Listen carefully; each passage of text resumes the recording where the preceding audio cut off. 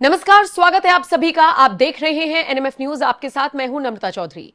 जब जब हम भारत के उन विषयों पर चर्चा करते हैं जो चिंता का विषय है, तो उनमें न सिर्फ आतंकवाद बल्कि घुसपैठ भी एक बहुत बड़ा मुद्दा है।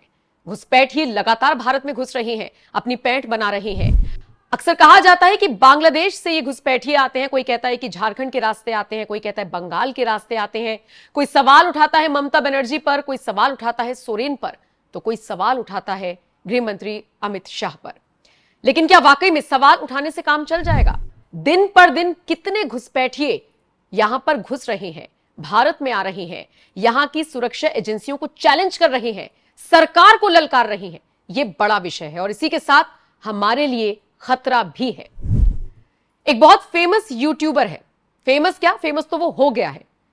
वो बताता है कि बांग्लादेश से भारत में घुसना कितना आसान है, बाकायदा इसका वीडियो बनाता है, ट्रोल हो जाता है तो बाद में डिलीट कर देता है। लेकिन तब से लेकर अब तक, 1-1.5 साल पुराना ये मामला है, अब तक भी वो भारत में रहकर वीडियोस बना रहा है, लाइक्स बटोर रहा है, व्यूज बटोर रहा है, पैसा कमा रहा है। कभी जम्मू पहुंच जाता है, कभी हैदराबाद में नजर आता है। और ये तो सिर्फ यूट्यूबर हुआ, सोचिए वो शख्स जो दुनिया के सामने अपने आप को पेश कर रहा है। न जाने कितने घुसपैठिए रोजाना बांग्लादेश से भारत में दाखिल हो रही हैं। एक और ऐसा ही वीडियो सोशल मीडिया पर वायरल है, जिसमें एक शख्स बताता है कितना आसान है बांग्लादेश से भारत में घुस जाना असम के रास्ते। और हां, जब हम इस पर चर्चा कर रहे हैं तो आपको असम के मुख्यमंत्री हिमंता बिस्वा शर्मा का वो बयान भी याद होना चाहिए, जिसमें उन्होंने कहा था कि 2041 तक अगर ऐसे ही चलता रहा तो सब कुछ, यानी कि जो असम की वो बात कर रहे हैं, वो इलाका मुस्लिम बहुल हो जाएगा। मेरे वरिष्ठ सहयोगी पंकज प्रसून मेरे साथ जुड़े हैं, वो समझाएंगे कि क्या वाकई में आसान है बांग्लादेश से भारत में घुसना, और अब क्या वक्त आ गया है इस घुसपैठ को तत्काल प्रभाव से रोकने का। आपने बिल्कुल सही कहा नम्रता। ये एक ब्लॉगर हैं बांग्लादेश के, जो ये दिखा रहे हैं अपने वीडियो में कि बांग्लादेश से भारत में आना कितना आसान है। और इससे पहले भी बहुत सारे ब्लॉगर्स ने इस तरह की कोशिशें की है, दिखाया भी है। जैसे ही आप यूट्यूब पे जाते हैं, बांग्लादेश ब्लॉगर और इंडो बांग्लादेश बॉर्डर, इतना सिर्फ टाइप कीजिएगा तो बहुत इस तरह के वीडियोस आ जाएंगे कि कैसे बांग्लादेश से भारत में एंट्री आसान है। देखिए, दो कारण हैं। एक तो भारत पाकिस्तान बॉर्डर और भारत बांग्लादेश बॉर्डर में बहुत फर्क है। बहुत सारे ऐसे गांव मिलेंगे आपको बांग्लादेश में, जो आधा गांव बांग्लादेश में है और आधा जो है वो भारत में है। कई ऐसे वीडियोस आप देखिएगा जिसमें मुर्गी है, वो चल रही है और पता चला उसका एक पांव कभी भारत में आते, एक पांव बांग्लादेश में चला जाता है। तो बहुत डेंस पॉपुलेशन है उस इलाके का।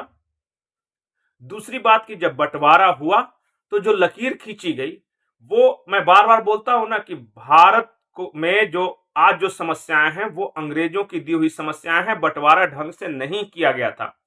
एक आया किसी रेड क्लिफ ने और उसने दिल्ली के दफ्तर में बैठकर एक लकीरें खींच दी, ये देखे बिना, सर्वे किए बिना कि जमीन पर स्थिति क्या है। और ये समस्याएं हैं और इस धीरे धीरे धीरे धीरे ही इसका सॉल्यूशन निकलेगा। दूसरी बात यह है कि बांग्लादेश और भारत का बॉर्डर, कल्चरली मैं बात कर रहा हूं, आने जाने का ये जो है ना, ऐतिहासिक रूप से यह सिलसिला हमेशा से चलता रहा है। देखिएगा 1972 में जब बांग्लादेश बना था, उससे पहले भी बहुत सारे चकमा शरणार्थी आए। देखिए, पहला जो मास माइग्रेशन हुआ था 1947 में हुआ था, जब देश बटा। उस वक्त ये ईस्ट पाकिस्तान का हिस्सा हुआ करता था। कोलकाता से और आज के पश्चिम बंगाल से, बिहार से, आसाम से हजारों की संख्या मुसलमान ईस्ट बांग्लादेश की ओर गए।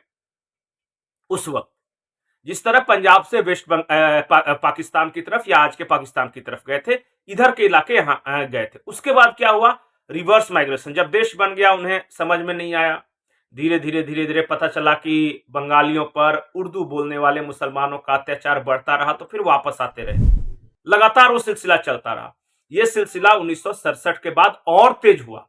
और ऐसे इतने सारे कॉरिडोर्स है ना, मैं आपको बता दूं कि वो संभव ही नहीं है बिना फेंसिंग के इस चीज को रोकना। या तो पूरी तरह इलेक्ट्रिक फेंसिंग कराई जाए, लेकिन उसमें भी समस्या है।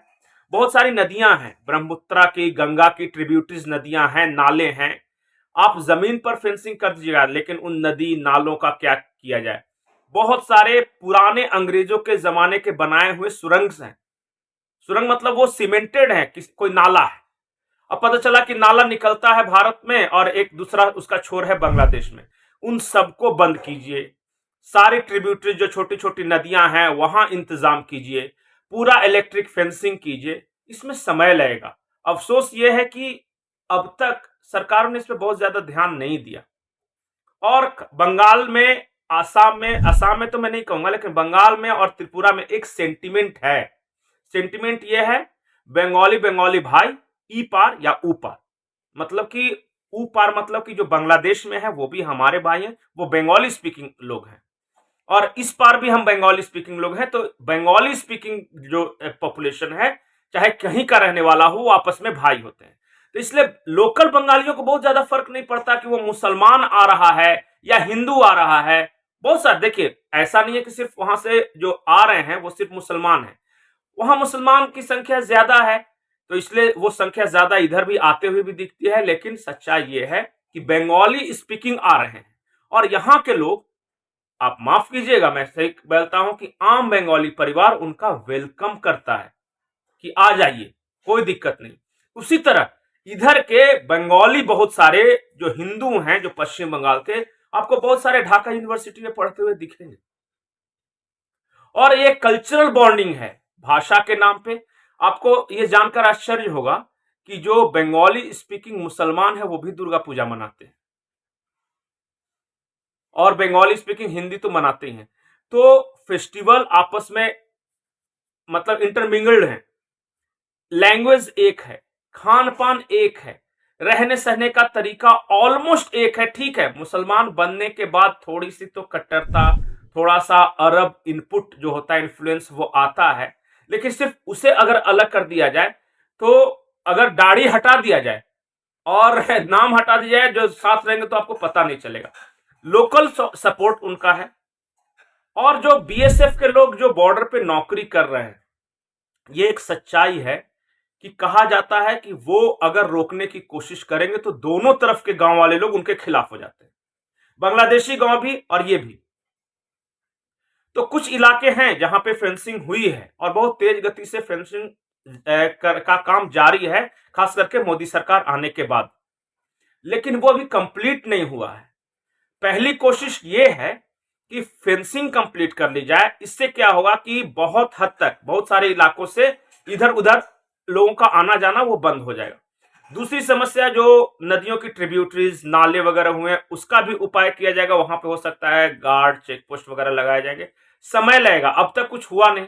और समझदारी की बात यह है कि शेख हसीना की सरकार भारत के फेवरेबल गवर्नमेंट थी, माने भारत की दोस्त थी।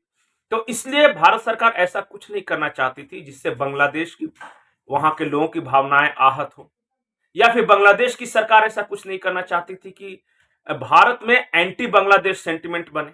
तो इस वजह से बिल्कुल ले दे के धीरे धीरे फेंसिंग वगैरह का काम चालू था। अब देखिए, अब समस्याएं बढ़ेंगी। वहां जो नई सरकार आई है उसके बाद क्या परिस्थितियां बनती है, फिर से ये मुद्दा है। बांग्लादेश से बहुत सारे लोगों का कहना है कि हम तो भारत को दोस्त मानते हैं, लेकिन भारत बांग्लादेश के मुद्दे पर बांग्लादेशियों को बदनाम कर रहा है कि हम घुसपैठ करते हैं।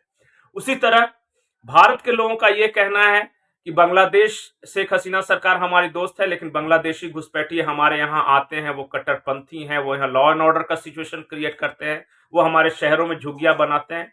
तो इशू थोड़ा कॉम्प्लेक्स है।